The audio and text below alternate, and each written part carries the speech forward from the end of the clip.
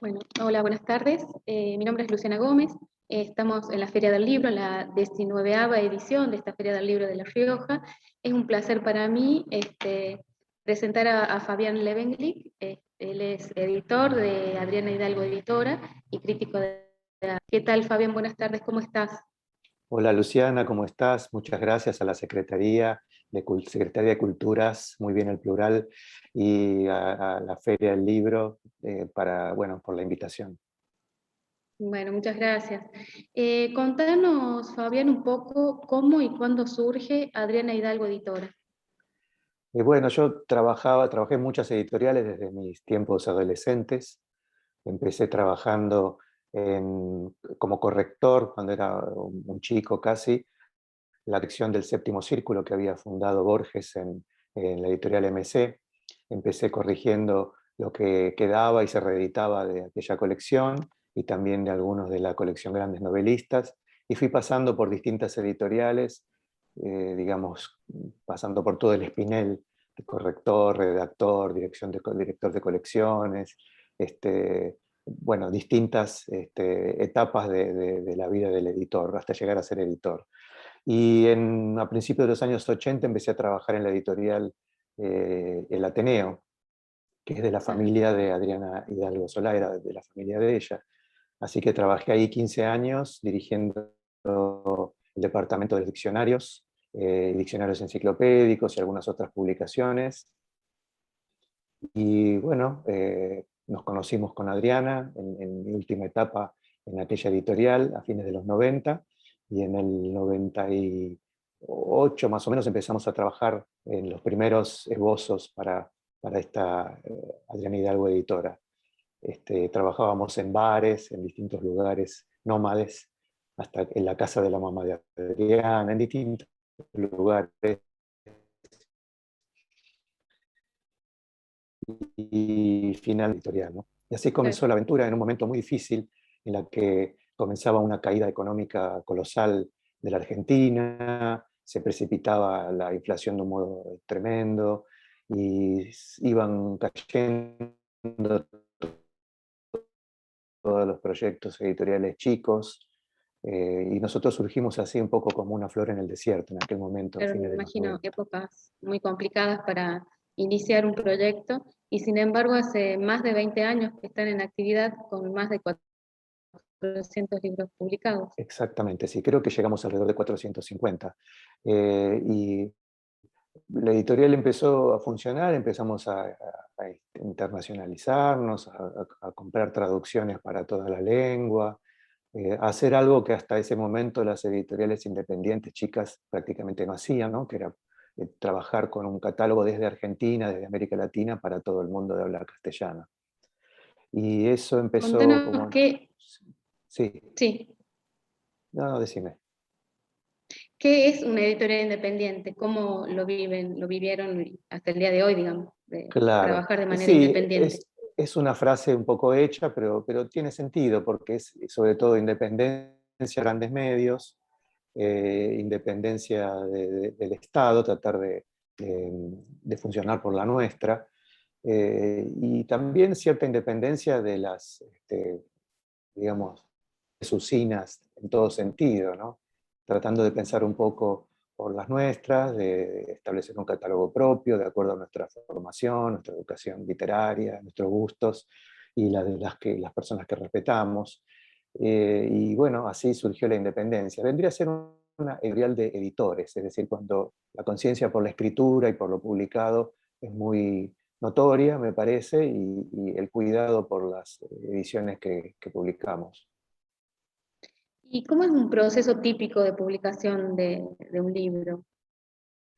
Bueno, la selección puede ser de varias maneras.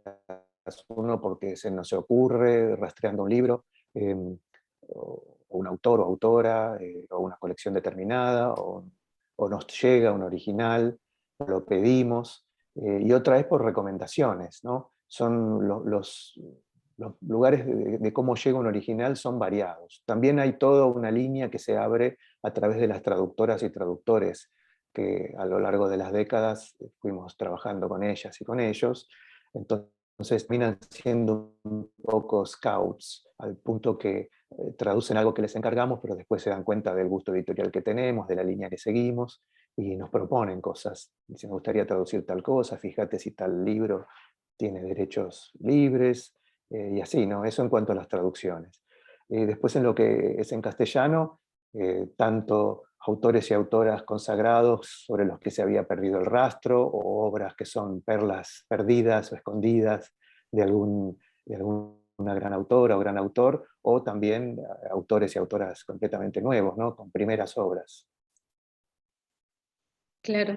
Y bueno, me imagino que hacen un estudio de mercado y para, no solo para Argentina, sino también a nivel internacional. Claro, consultamos a nuestros distribuidores en toda América Latina y en Ujú. España, ¿no? A la gente que tenemos, amigos y conocidos, empezamos a ir a las ferias internacionales, la de Guadalajara, la de Frankfurt, y eventualmente algunas otras.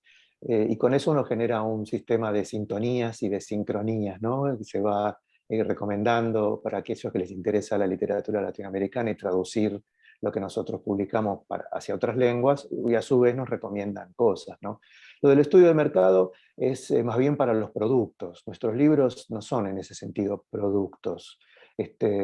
Son digamos, textos de alta calidad literaria, que en otros mercados a veces funcionan bien, en el nuestro a veces también, a veces más o menos, a veces son bestsellers o longsellers, pero el estudio de mercado, digamos, la buena literatura y la buena gestión van trayendo por añadidura las ventas, encontrar los canales adecuados, los circuitos adecuados, los modos de comunicación que corresponden, y así uno va, digamos, generando empatía y produciendo nuevos lectores. Digamos, no es tanto nuestro trabajo, o por lo menos como yo concibo la edición, ir corriendo detrás de no sabemos qué, sino más bien generar nuevos lectores y nuevos lectores de aquellas cosas que nos gustan publicar.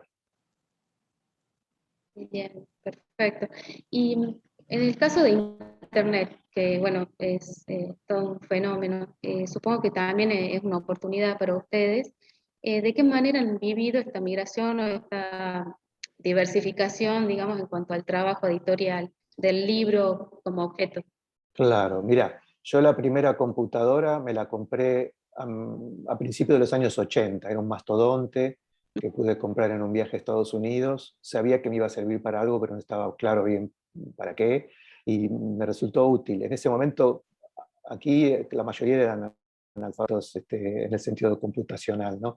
Así que hace muchos años, casi 40, que estoy con el tema de las computadoras. Por supuesto no Internet, que es una cuestión que surgió mucho después, pero la digitalización de los textos, trabajar en pantallas, las lecturas simultáneas del papel a la pantalla, lo virtual, lo real, todo eso lo vivimos de menor a mayor a lo largo de todas estas 4 décadas y con más intensidad en los últimos 20 o 25 años.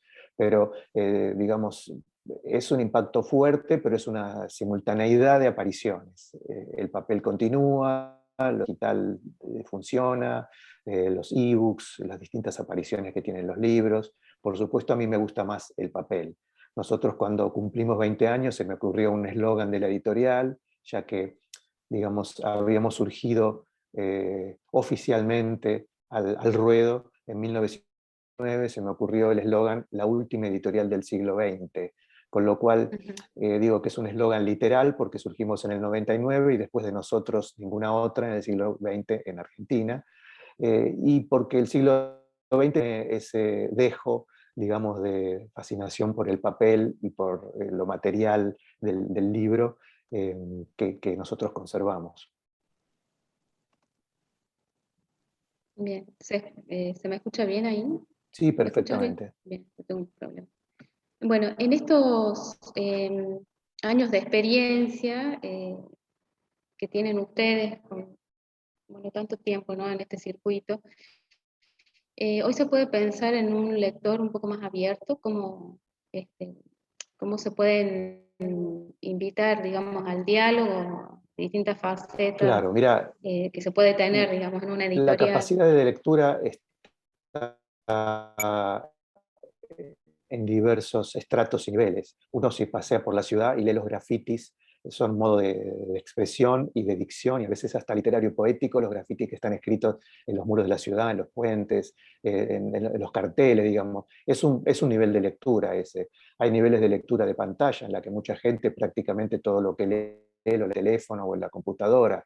Hay, por supuesto, lectores de papel, lectores más a la antigua, que les gusta el olor del papel y la materialidad del libro. Hay muchos tipos de lectores y lectoras. Nosotros tratamos de apuntar a todos, tratando de buscar los medios a través de los cuales se difunden los libros y tratar de atrapar a la mayor cantidad posible de lectores. También en algún punto, con la dificultad de estos tiempos, a los lectores y lectoras hay que ir a buscarlos.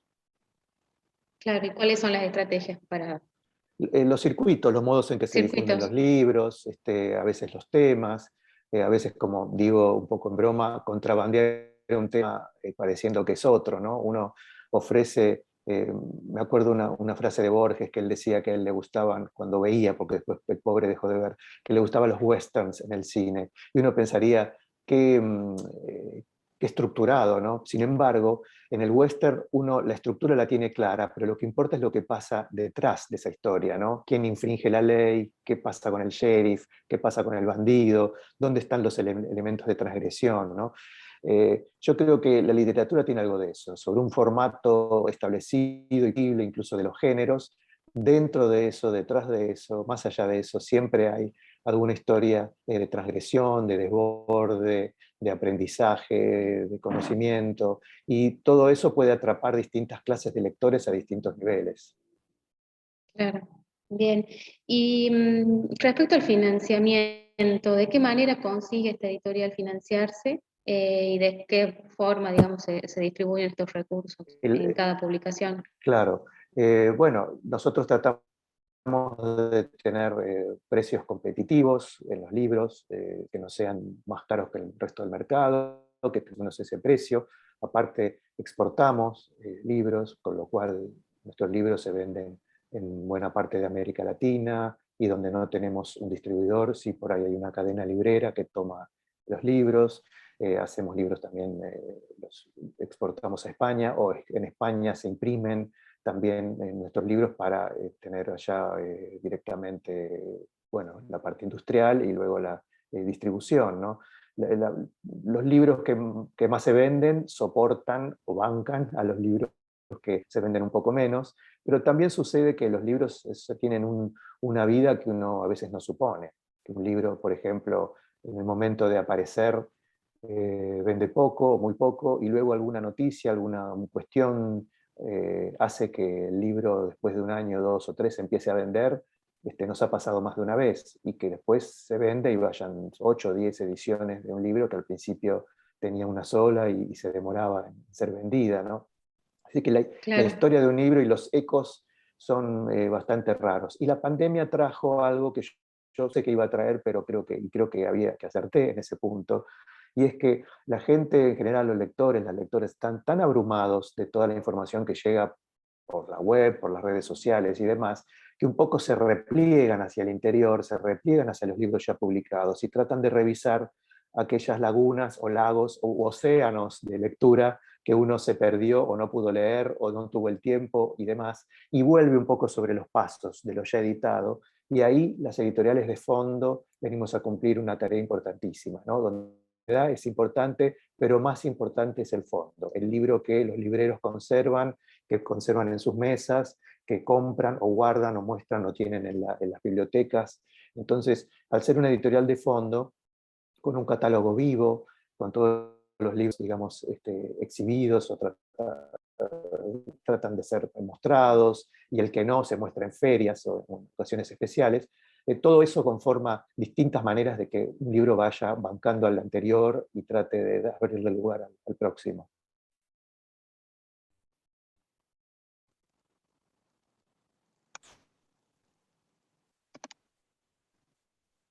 ¿hay alguna vía a explorar entre editoriales y los escritores y escritoras o críticos de arte, por ejemplo?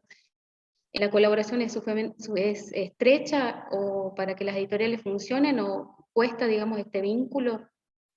Eh, Hay vínculos, nosotros somos especialmente flexibles a esos vínculos. Mi propia este, trayectoria, digamos, de al menos dos sombreros, el literario y el artístico, de las artes visuales, une ambas cosas y va y cruza la vereda de una cosa a la otra. Entonces nosotros, si te fijas, tenemos varias colecciones. Las colecciones son como guías de lectura. Cada libro abre la puerta del que viene y a su vez el que sale genera interés por los anteriores de la colección.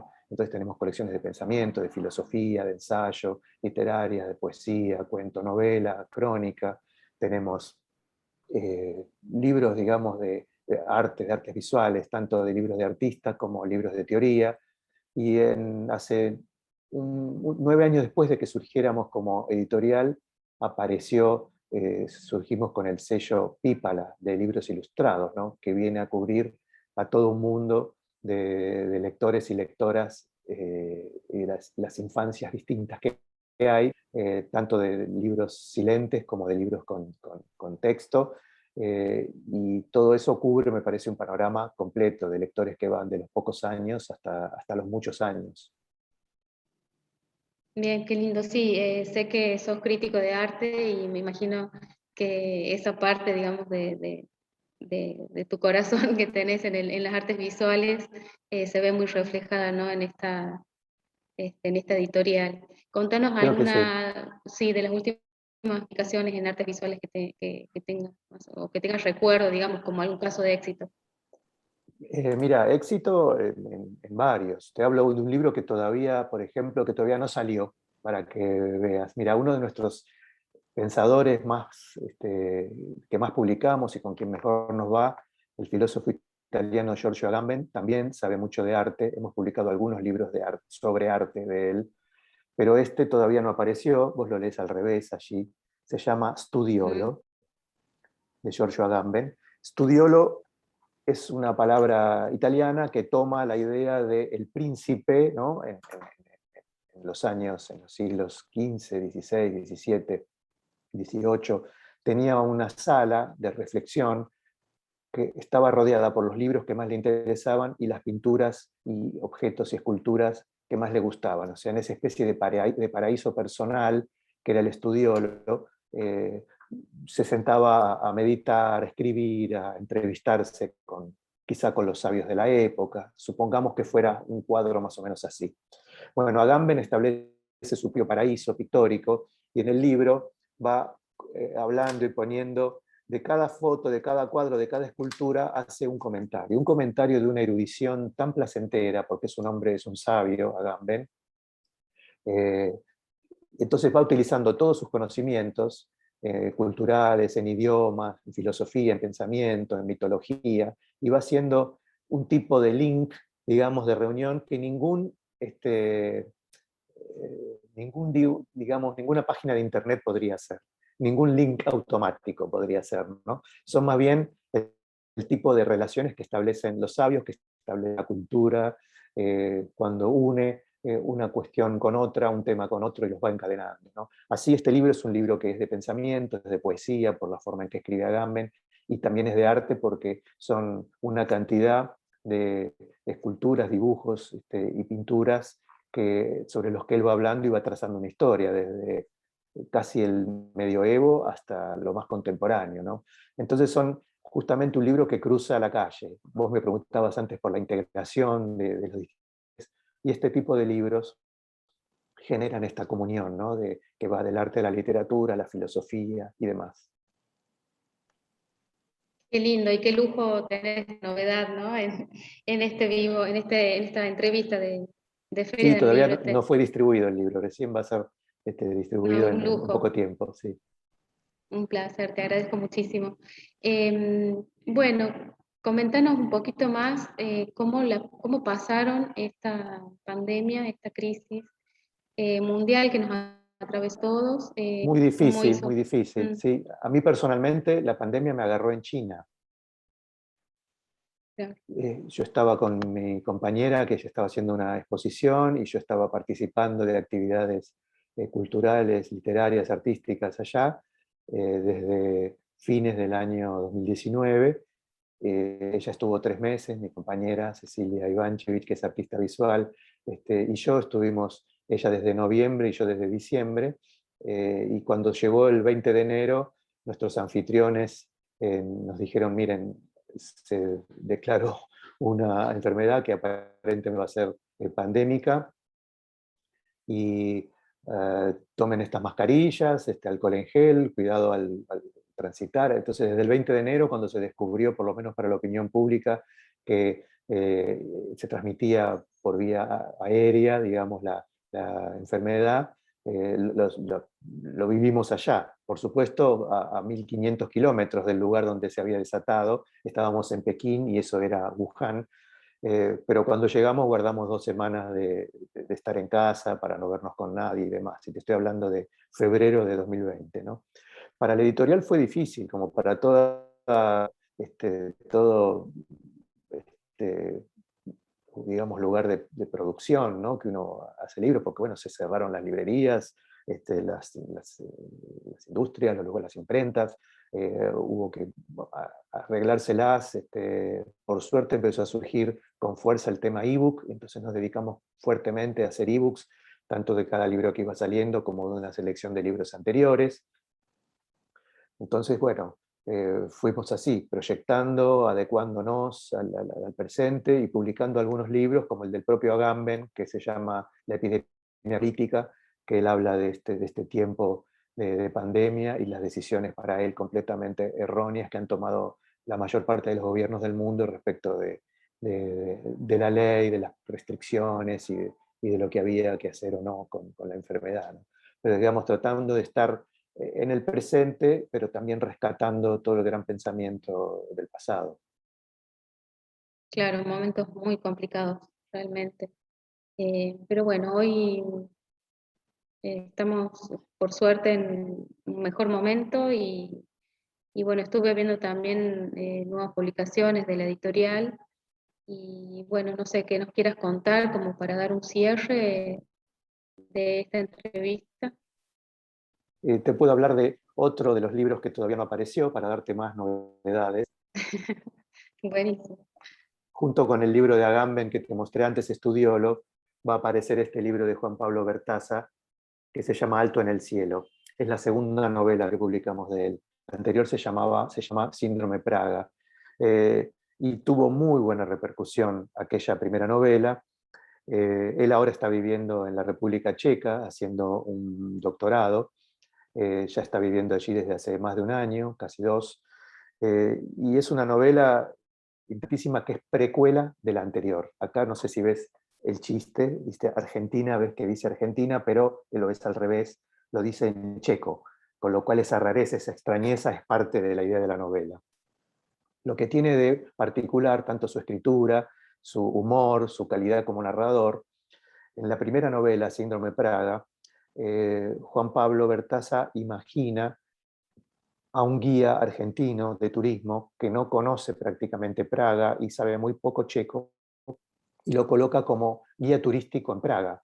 Imagínate, un argentino que conoce poco el lugar, todas las situaciones, equívocos que se producen, es muy divertido. Pero al poco tiempo de comenzar la novela, en la historia surge una epidemia tremenda, mortal, y es que a las personas les aparece aquí un número que cuesta poco darse cuenta que es el número, es la fecha de la muerte de la persona, que a lo mejor va a suceder dentro de 20 días o dentro de un año, pero allí está marcado y es la característica de la enfermedad es que solamente le sucede a los lugareños y el que la padece no la ve, solamente la ven los demás. Entonces todos ven en la frente impresa la fecha de la muerte de la persona, pero no ven la propia. Y se genera una serie de tensiones que por momentos van al absurdo, pero de algún modo metafórico. En el año 2018, creo que fue que la publicamos, o 19, Juan Pablo Bertaza preanuncia la pandemia, porque él imagina una enfermedad mortal que en la novela pasa de los lugareños a todos, y además imagina que una de las ciudades más turísticas del mundo, como es Praga, se vacía de turismo. Entonces, ese virus del turismo, un poco en broma, que todo lo invade, que caminan todo el tiempo por la calle, que es imposible vivir para una persona del lugar porque está todo siempre infectado de turistas, de pronto Praga se vacía porque está esta enfermedad mortal, ¿no? Entonces, lo terrible del virus del turismo, pero peor que eso, digamos, la imposibilidad del turismo, y por otro lado la enfermedad mortal y la epidemia, es algo que había previsto esta novela bastante antes de que sucediera, ¿no? Creo que esa es una característica de la literatura, digamos, la de ver antes. Y Alto en el cielo es un texto donde la pareja checa del argentino que está en Praga cuenta un viaje a Buenos Aires, donde ella realiza una tarea de espionaje en Buenos Aires, encargada por los servicios secretos checos, para tratar de averiguar dónde hay algo muy preciado, muy relacionado con la cultura checa, pero que no te lo voy a decir para no hacer spoilers sobre la novela. Pero bueno, Katka, que se llama así la protagonista, va en búsqueda de esa entelequia y la busca aquí en Buenos Aires. No, es fantástico lo que nos contás. Y bueno, y como te decía, es un placer que nos estés dando todas estas novedades, estos nuevos lanzamientos que no están todavía abiertos al público. Así que te agradezco muchísimo, Fabián. Es muy interesante todo lo que nos contás. Y, y bueno, por mi parte, te invito a seguir viendo y participando en lo que es la Feria del Libro, La Rioja 2021, que está en la página web Culturas, Feria del Libro, larioja.gov.ar. Ahí podés ver toda nuestra programación también. Y desde ya, bueno, agradecer a la editorial por tu participación y es un placer escucharte realmente. Bueno, te agradezco, Luciana. Gracias a la feria por la convocatoria, a la Secretaría de Culturas, y bueno, que espero que le vaya muy bien a la feria y trataré de ir viendo algunos otros eventos, charlas y demás. Bueno, muchísimas gracias, estamos en contacto.